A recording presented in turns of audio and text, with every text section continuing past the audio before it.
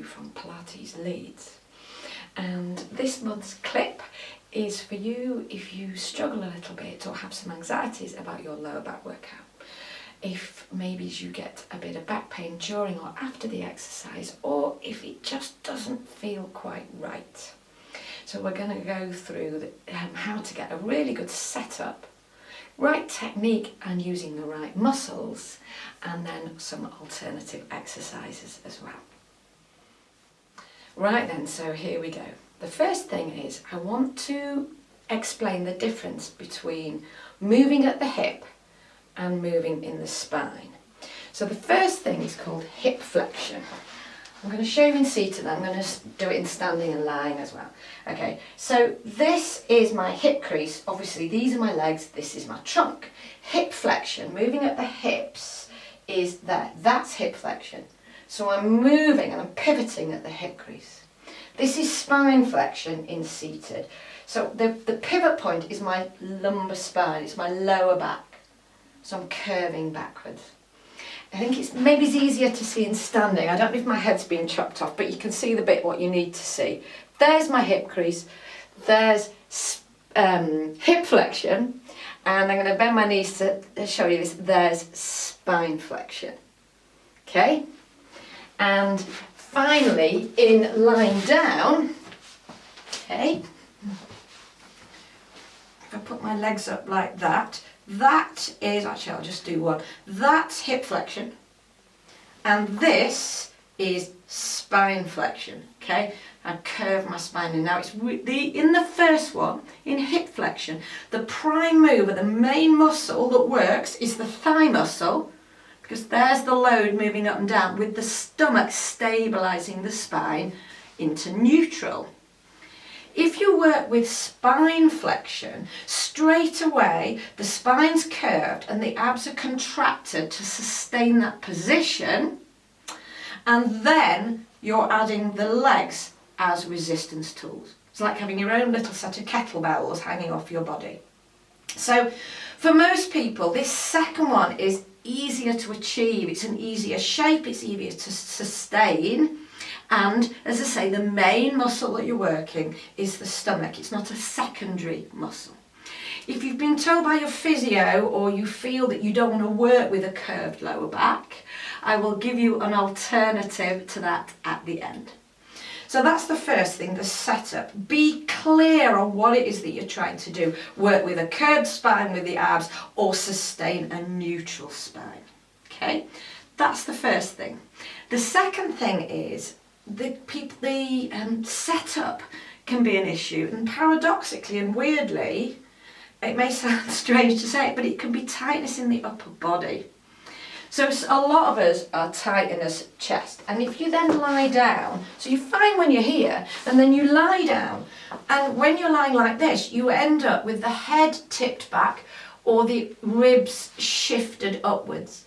So you're not in a neutral position in your body, which therefore compromises your ability. If you start off like this, you have got no hope of either having a neutral lower back to work your legs or a curved lower back. So you've got to kind of sort your upper body out. The main way to do it is to use head pads or blocks, or books, and cushions if you haven't got the kind of official gear. Honestly, it doesn't matter. And that can often be enough just to normalise the head position so the chin is gently nodded to the chest. And this is really important, folks. Your ribs have got to be away from being flared. So this is backs arched the wrong way. You've got to get those ribs funneling and gently down towards your pelvis. And if that's not enough, the other thing that can work is if you used a rolled up towel. Now you know why it was there in my picture, right? So you can sort of prop yourself up. I know it sounds like a palaver, okay, but it just allows the shoulders to drop back and relax. So the ribs can drop back and relax, so you have a neutral spine and you're good to go, okay? So we've got the setup, relaxed upper body, we've got spine flexion versus hip flexion. And the final thing is really just about range of movement. Okay, so I've seen this so many times over the years. People start like this and they let the legs go, but they're going, it's too much load. They're taking the legs too far and the back ends up arching like that. Okay, and folks, that's game over. And this is often why the back hurts, because there's too much load. So you've gone from a neutral, normal, nice, proper good spine position, too much load, so the back's arched. So what's happening there is you're hanging off your back muscles and your thigh muscles, and the stomach's on a stretch. So you feel it is a bit burny and hard because they're working, but your abs have given up, they've gone. So it's so important. So you either have to limit your range to what you can do whilst your spine is curved into the floor. I use my fingertips just to check. Or the other thing, of course, is just to work with one leg.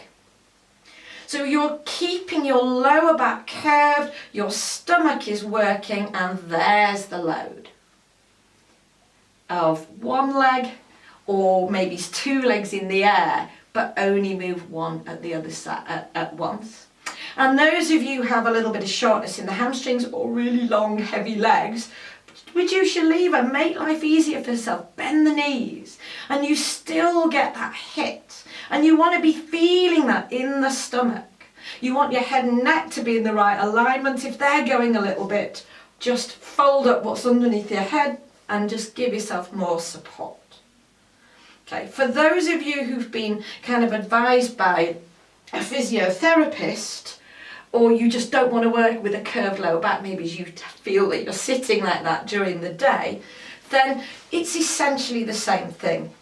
Be aware of your neutral pelvis, ribs in line with the top of the pelvis. Don't worry about any flesh that might be there. You just think about where the bones are.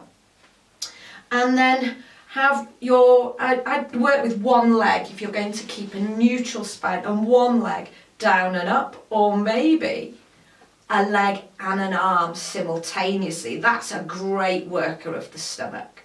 Again, you're going to work the leg muscle a little bit, but it will work your stomach. So that's really it. Maybe do about 10 repetitions once you've got yourself into position, and don't forget, lovely deep breaths throughout, no breath holding. I hope those are useful. Do get in touch if some of it doesn't make sense, or if you want tips on another exercise. Cheerio! Hi there. I do hope you found this clip useful. We've got plenty more on the site, and for now I've suggested another one for you to watch. If you want to know more about what we do in Leeds, then do visit the website at pilates-leeds.com, and right now you can subscribe to the YouTube channel, and we can do this all again next month. Cheerio!